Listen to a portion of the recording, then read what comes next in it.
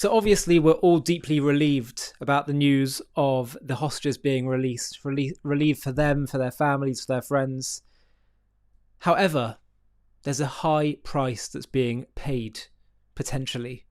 And I want to show you the words of Mosab Hasan Yousef, the son of a Hamas co-founder, who is reflecting on the deal that's been agreed and said that right now, with Israel withdrawing and giving it back to Arab autonomy and putting back these Palestinian terrorists, suicide bombers back into Gaza, he's worried that once again, this could just be another example of kicking the can down the road and incentivizing, God forbid, more of this terror and hostage taking. God forbid.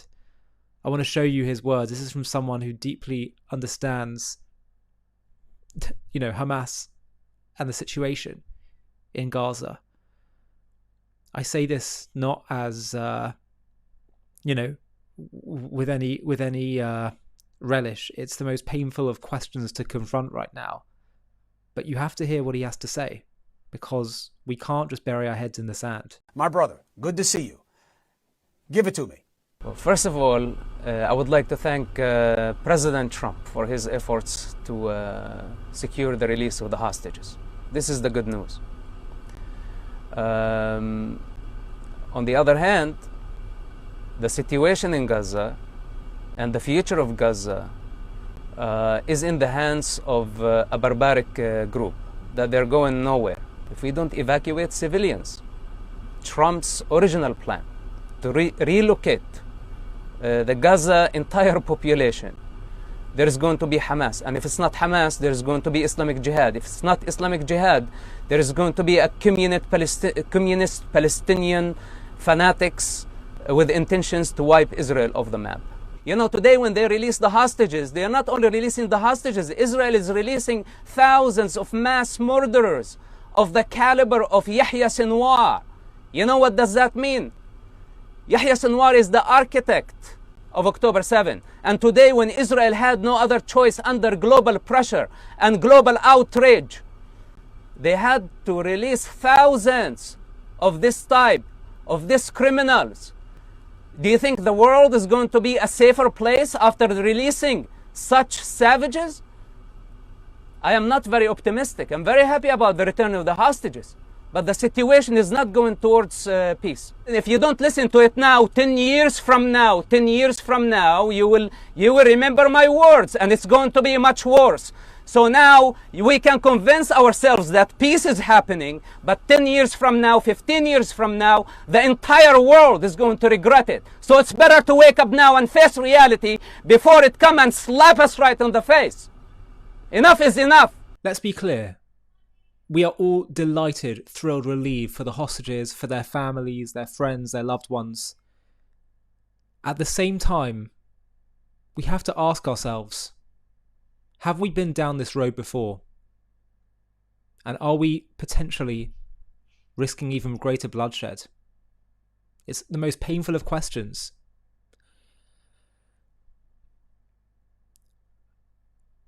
In 2011, on October the 18th, Gilad Shalit was an Israeli hostage held by Hamas, cruelly, brutally, inside of Gaza. And he was released in exchange for 1,000 Palestinian terrorists and criminals. One of them was Yahya Sinwar, the architect of October 7th, which led to 250 hostages being taken and 1,200 Israelis slaughtered, burned, beheaded, murdered, raped, mutilated, terrorized. The date of his release, the date of Shalit's exchange, was the 20th of Tishri in the Hebrew calendar. Tishri is a Hebrew month. We're hearing that Hamas are looking at releasing the last of the hostages today in exchange for almost 2,000 Palestinian terrorists, murderers, suicide bombers. The Hebrew date today is also the 20th of Tishri. Am I the only one that finds that a little bit eerie? I don't believe you can know God's plan, know what God's saying. You just have to do what he tells us to do in his Torah. But that at least makes me raise an eyebrow. October 7th, 2023 occurred the day after in the Hebrew calendar, on the 21st of Tishrei. Tomorrow is the 21st of Tishrei.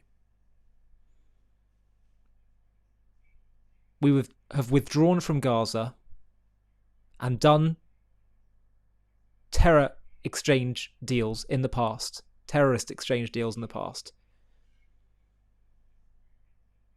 And what has it got us?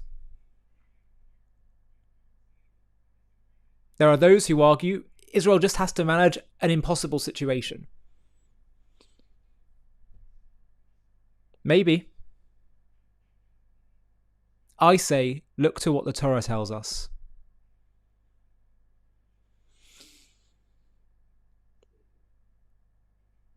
I know it's not straightforward. But from what I can understand, in the digging that I've been doing my end,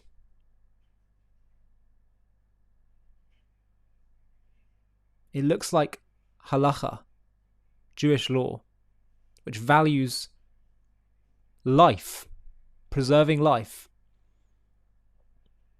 is pretty clear that if hostage deals can potentially create even more danger, even more dangerous people back into their terror bases, if it can incentivize even more hostage taking, if the price is going to be too high,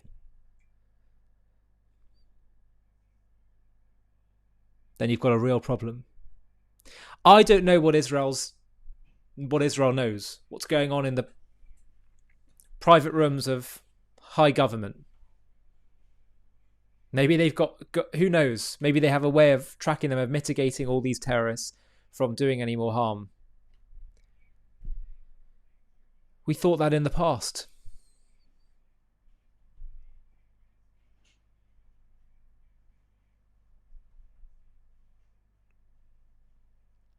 This is my question, and I ask it to you, dear viewer. You tell me. Does Israel just have to forever manage an impossible situation? Or are there tough, radical things, I have no doubt, radical things that Israel needs to do? But if they do it, that can resolve these issues.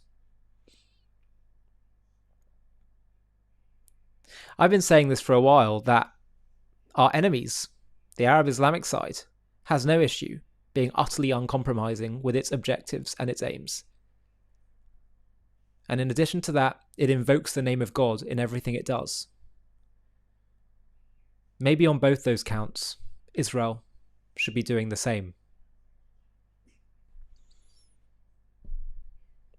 These are painful questions. I wish we didn't have to be asking them. I wish it was straightforward. I know our people, with a bit of guidance and direction, have it within them to be the boldest of lions. But will our leaders lead the way? And if they don't, well, then it should be down to the people to force our leaders to do so. A quick message before we finish. We have been lied to about the Palestinians from beginning till end. Have a watch of the trailer for our new documentary called The Invention of the Palestinians, How a Nation Was Invented to Destroy Another. And if you want to watch the full thing, just click on the link in the video description. The Palestinians. We have been told they are an ancient people fighting for their homeland which has been stolen from them. This narrative has fueled decades of conflict, painting Israel as an occupier of stolen land. But what if this identity is not of an ancient nation, but a modern, cynical invention? A political construct designed not to build a state, but to dismantle the Jewish one. In this JTV Plus documentary, we're going to uncover the truth behind the creation of the Palestinian identity. How it was forged in the fires of pan-Arabism, absent in historical records until strategically rebranded in the 1960s by leaders like Egyptian-born Yasser Arafat to rally global opposition against Israel. We'll trace its roots from the Ottoman era, where Palestine was a region without a distinct people, through the pre-1948 years of Arab rejectionism, before focusing on the pivotal shift of the 1960s when Arafat declared we should now be known as Palestinians, inventing symbols like the flag to mask genocidal aims. This wasn't about self-determination, it was about exploiting refugees, suppressing true aspirations under Arab rule, and perpetuating a war to destroy Israel. Join us as we debunk the myths of an ancient Palestinian nation, expose the strategic manipulation, and reveal how this construct has hindered peace while fueling hate. Fair but firm, this is the story of an identity weaponized, not for building a future, but for erasing one. To watch this JTV Plus documentary and access much more premium content, click on the link in the video description.